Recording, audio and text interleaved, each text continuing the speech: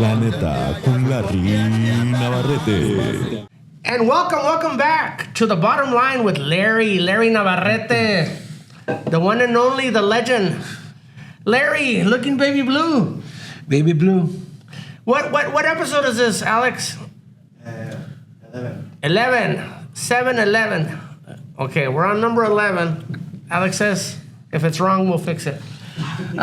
Once again, I'm Larry Navarrete with Lone Sweet Mortgage, NMLS 670362. Baby blue. I wore my Dodger blue colors Monday and Tuesday. We did good Monday. Yesterday, we didn't do too good. But today is the day, baby. Today is the day. You better be right, Larry. Ohtani Freeman go deep today. Ohtani don't look too good. I think Muncy's going to go deep too. Yeah? It's about time. Yeah. I think they So that's why we have the bat here. Larry, what's going on? Urban Legends.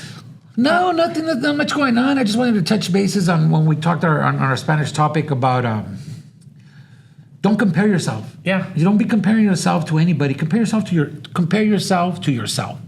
I compare myself to the Larry of last year, Larry of 2 weeks ago. So, and I'm going to compare myself to myself all the time. I'm looking at the man in the mirror. We all have this thing about jealousy, social media, everything you see on TV. We try to be that other person, or we try to be that family, or we try to be somebody we're not. We compare ourselves. We're comparing ourselves so much, and it's putting us so behind. I look at bank statements every day, right? Or I look at credit reports, and I'm like, I was there, or I'm still there. I don't know, right? You never know. In my eyes, to somebody else that has no debt, it's like, Larry's stupid. He's got all this debt. Yeah, he's got all this debt. In my eyes, compared to somebody else, like, damn, this guy has all this debt, right? It's all relative, right? And I look at it and like, so much eating now. People are complaining, this, and that. And I look at their statements like, dude, you eat out 5 days a week. Yeah, a lot of people are used to eating out all the time. And people say, it's cheaper to eat out than cooking at home. No, it's not. Last week, I had pozole here, right? Yeah. It cost me about $120, maybe $160. And you fed 200 people. I could feed 200 people. If you'd have sold that at $10 a plate? $1,600. You think if it's cheaper to eat out, you think there would be restaurants? No, there'd be no gain. There'd be no profit. There'd be no profit. Yeah, it's like they're not giving it away. They're not giving it away. I mean, I usually at my household, we cook something for 2 or 3 days. 2 days, I'll eat the third day. Okay. My wife and my girls usually don't, right? But I'll eat, at least 2 days. I feel healthier bringing lunch to work in reality. I feel healthier. It makes me, I don't know if it's just psychologically or what, but I feel better, right? I feel better. And my food is better than the restaurant food. Most of it. It's hit and miss with Larry. Right? Most of it. But you eat out every now and then. Oh, yeah, I eat out a lot. Trust me, I eat out a lot. And right? we've been seeing that. We talked about it before. We've seen that there's a lot of lunch trucks out there right now. A lot of lunch trucks. And I say a lot of people are trend followers, If one person has blonde hair, another person wants to get blonde hair. Because if one person has this type of nails, they want to get that type of nails. If one guy has this car, they want to get that car as well. Neighbors are a lot like that, Yeah, neighbors. You change the roof on your house, a neighbor across the street wants to change the roof on his house. You paint your house, they paint their house. They paint their house, yeah. Everything, It's like we're always competing. We're competing, and it's like, people, let's stop. Compare yourself to yourself. Compete against ourselves. Compete against yourself. Yeah. That's a good way to look at it. Compete against yourself. And then the thing, don't worry about how much the other person's making. Yeah, people they want to know. They ask you all the time, hey, how much you make? I want to tell a story. When I started first buying homes, right, there was a company out of Phoenix. They would buy them in auction, whatever, and they would turn around and sell them to the highest bidder within like 2 or 3 days. So they bought houses. They bought homes and their foreclosures and everything. You can't. I never took the risk of just buying it blind because you can't go see the house. You just kind of. So I always wanted to buy afterwards. Okay. Right, buying it afterwards after it went through the foreclosure and some investor bought it, and then obviously to the highest bidder, right? Kind of auction after the auction. And I was always wondering, or I always compared, because you could see what they closed for, what they bought it for, right? So my offer was always based on how much profit they're going to make. Because I So go, they did nothing. you were narrow-minded, and you were like, hey, this is how much money they're making? This is how much money they're making off of me, right? They're making, $8,000, $10,000 in a period of 3 days, right? Without doing anything. And that hurt you. And, well, that was bothering me. It wasn't that it was hurting me. It was bothering me. Well, it was hurting you because you weren't buying houses. But it was hurting me because I had months and bought nothing. Months going. Yeah, oh yeah, and then you drive around, and I would like sometimes drop what I was doing in the dime and drive to Phoenix Look at the house. to go look at the house. My dad helped me a lot, rest in peace, but I would drop and go to Phoenix. Because you were focused on seeing how much they paid for it. And I was so much focused on, my research was like, how much did they pay for it? How much did they get it for? And I want to say about 3, maybe 4 to 6 months, I bought nothing. Wasted trips, everything, and God, I'm not buying anything. I'm not buying anything. And one of those times out there, adventurous times out there, old man told me, like, I was talking and like, I guess he would see me, whatever, a couple of houses, and then he asked me like, how many houses do I have? And I'm like, well, I don't have anything. Like, why not? I go, because I get outbid and I have everything on the houses. And like, why are you getting outbid? And I told him, well, they bought it for this much and now they're selling, and I want to give, wait a minute, that's your problem. I go, what do you mean? Well, you're focused on how much they're making. I go, what? He goes, yeah, don't focus on what they're making. Look at your numbers and what you want to make as your rate of return, your return on investment, right? Once you buy, you refinance it. How much is it in rent? How long is it? How much you're going to collect? How long does it take you to pay it off? This and that. So work on your numbers, not on theirs. Work on your numbers. Don't worry about them. Don't worry about how much they made. Because like you said, restaurants are out there to make a profit. These guys are out there to make a profit. They're going to make a profit. But what was bothering you is that they were such a short term. They were going to make so much money. They were going to make such a big profit. So you were jealous of that. I was jealous. Wow. I was jealous. And then I'm like, what? He goes, it doesn't matter how much they're making. If the numbers work for you, offer that price. Did you buy houses after that? Then, yeah, I started rolling. Yeah, because then I was offering more, obviously, and I was winning them. And that's what you're saying. People get closed-minded and they get the Because jealousy. we get so focused on how much the other person is making. It's like when you're dating a girl, right? They're more focused about what you're focused about, how much they're making off of me. I was focused on how many boyfriends she had before. Yeah. Yeah. I those one of the things I never wanted to know either. Yeah. Right? I don't want to know. But I moved on. After 3 weeks, she dumped me. But that's and I don't know if that's our culture or that's just humanity. We're so focused on how much is the other person's going to make off of me. I've learned. Well, if we were focused that way, then nobody would go to restaurants. But that's the thing. You're focused on the individual. You don't focus on the corporation. But you don't focus. So I look at it this way. Me, I don't want to. There's certain gas stations I won't put gas unless I have to. Why? Because how are they going to make 20 cents more a gallon? Right? So you won't gas up there. They're across the street. Yeah.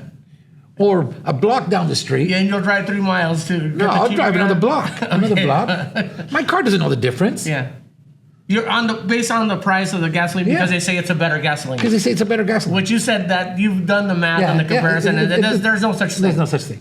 Yeah. So that's what I'm saying. But I'm focused. But it's branding and marketing. Exactly. But we're okay with corporations making money off of us. But we're not okay with your friend or the taco guy or your brother or your sister or your uncle or your cousin making money off of you. Yeah, because you're like, hey, the hot dog guy took the hot dog's 50 cents up more. Yeah. And you're like, I'm not going there no more. But you don't trip when the big corporate... McDonald's brought up their prices on the burgers, you know? You don't question it. And then they have E. coli now. You don't question it. You're still going through the drive-thru. But you question it when the hot dog vendor down the street raises their prices. Or when his place burns down, you're like, oh, I knew he was doing something shady. Yeah, so that's what I always... He didn't pay the electrician. Don't focus on how much that other person is making. If you benefit, or if you're working for that person, and you feel you're comparing, if I do this work or that other work, and I'm going to make, you know what? I'll do it. If you're happy, let it go. If you're happy, let it go. I should have done that. I would still be I've made with money and miserable. Why? People like money and they like being miserable, I guess. I don't know, but you're right. And then you keep comparing yourself to somebody else.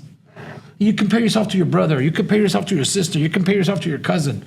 You're always doing that. Hey, why is he making? Why do you get that new truck? I'm gonna go get a newer truck or bigger truck. Yeah. Why does he wear this? Is it just men, or are women the same way?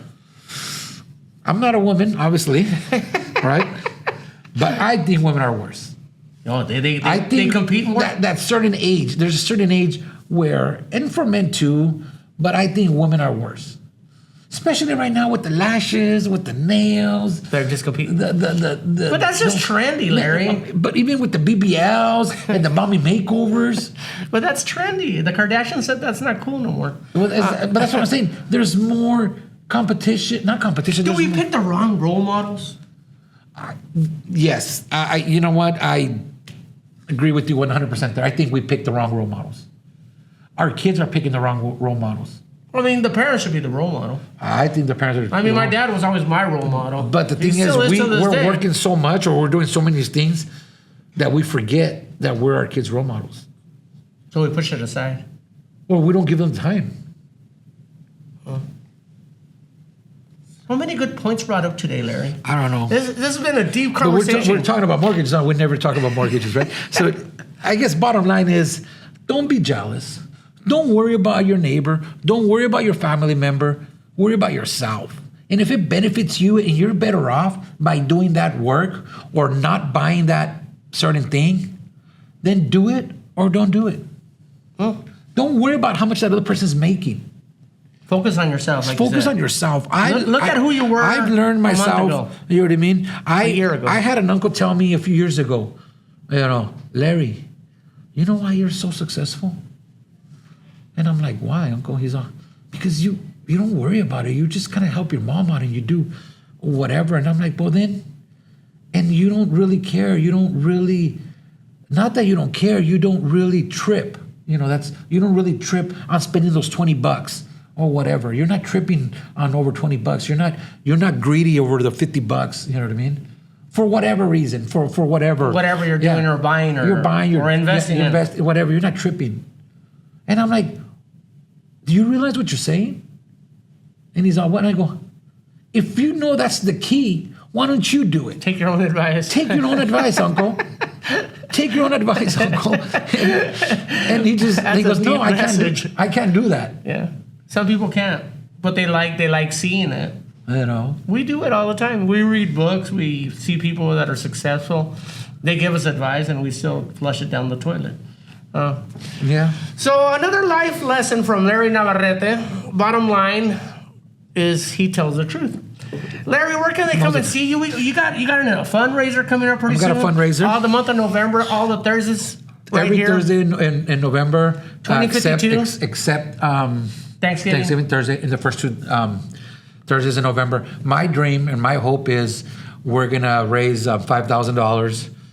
More than 5,000 for the angel tree for kids, for the gifts for this Christmas. For this Christmas, I want to provide Christmas gifts to kids and see their joy. I don't think there's anything better in this world, right?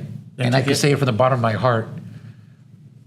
When you see that kid smile, whether it's your own son or daughter or somebody else's, giving back makes a difference. When I was a little kid, right? And my wife, when we go to a birthday party, I tell my wife, I know the kid needs clothes, right? Or something. Buy him that toy. Yeah. Buy him that toy and that smile that you put on their face. Yeah. Nobody cares about the clothing. There's just no comparison. A toy, no, for real. I've never given clothing or money at a birthday party. I'm just toy. Like, dude, get them a lottery ticket. Maybe you win $1 million. You know that? I mean, teenagers and everything, they want gift cards. They want this because they never give you a teenager a gift. Give them a job application. I'm 50 years old. You think I have any taste for a 16-year-old or 14-year-old kid? No. But for an infant, anything under 10 years old, you give them that gift, that toy. That toy motorcycle, red. That joy. So that's what I want to do this Christmas. I want to bring a smile to as most kids as I can. So every Thursday of November, and then the first Thursday of two Thursdays of December, come and visit Larry at 2052 South 4th Avenue. We're going to have some flyers coming up. There's several companies involved. Lone Sweet Mortgage, of course, Farmers Insurance, Blue Ink, and the Realty Agency. They're all going to have volunteers and everything. Volunteers. You guys have your and first we're going to meeting. take the whole community. I'm going to be hitting up my former employers and just different lenders and realtors and everything. There is no, I don't work with you. We don't discriminate. Let's not discriminate. You know what I mean? This is for kids. This is put a smile on a kid's face. Yeah, sounds good. Larry, we'll be here this November and December working on this project. If you guys have questions about it, give us a call at 928-783-1000 or call Larry. At Lone Sweet Mortgage, 928-785-2451, 928-785-2451. And we'll explain the fundraiser to you guys. Thank you very much. Let's go Dodgers. Let's go Dodgers. Go Dodgers.